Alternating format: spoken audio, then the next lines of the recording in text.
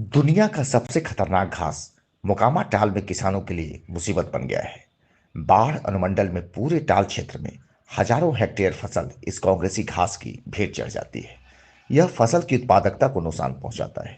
यह खेत में इतनी तेजी से पनपता है कि इसका एक पौधा हजारों पौधों को जन्म दे देता है।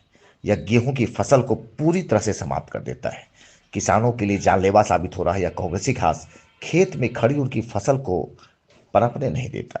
इसका एक और नुकसान यह है कि यह जहां भी होता है वहां किसी दूसरी फसल को होने नहीं देता है। यह मानव स्वास्थ्य और जानवरों के लिए भी उतना ही नुकसानदायक है।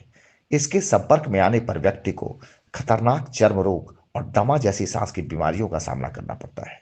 डॉक्टर भी रिहायशी इलाकों और पार्कों में आम आदमी को इस कांग्रेसी घास से दूर रहने की सलाह देते हैं। अब तो इस कांग्रेसी घास ने रिहायशी इलाकों, खुले मैदानों और पार्कों पर भी कब्जा कर लिया है। भारत में कांग्रेसी घास कांग्रेस सरकार के समय आई थी। 1950 के दशक में मैक्सिको से गेहूं का आयात होता था। तभी इस घास के बीज भी पूरे देश में फैल गए। PL480 किस्म के गेहूं के साथ यह बीमारी अमेरिका से पूरे भारत के किसानों के लिए मुसीबत बन गई है। कितना खतरनाक है ये फसल के लिए? पूरा तो कितने फसल आपको नुकसान कर देता है ये?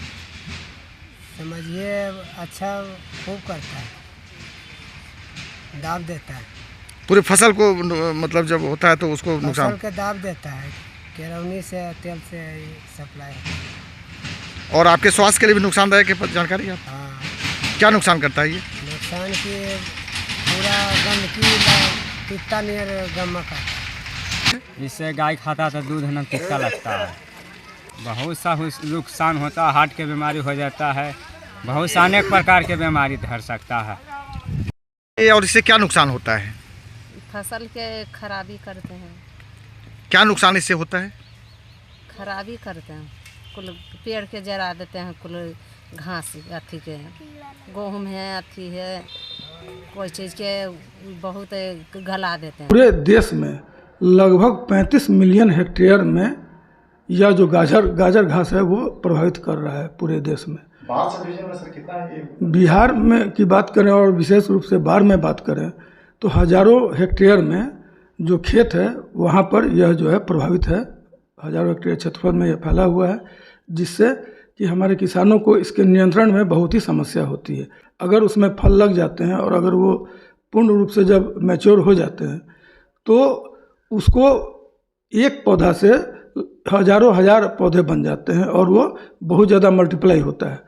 देश में जब गेहूं का आयात किया गया, उस आयात के समय में गेहूं के साथ ही यह खरपतवार जो है उस बीज के साथ ही आया और ये बहुत ही तेज़ी से पूरे देश में फैला और हमारे खेत उत्पादकता को प्रभावित किया।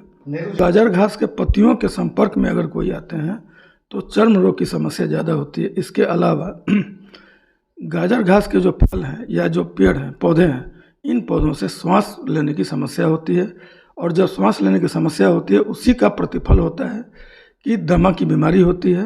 इसमें एक तरह का केमिकल होता है और इसका पॉलन होता है, इससे एलर्जी होती है। सांस संबंधी समस्या तो होती ही है और अगर जो हाथ लगाते हैं तो कॉन्टैक्ट डर्मेटाइटिस बोलते हैं, वो होती है। एलर्जिक है ये।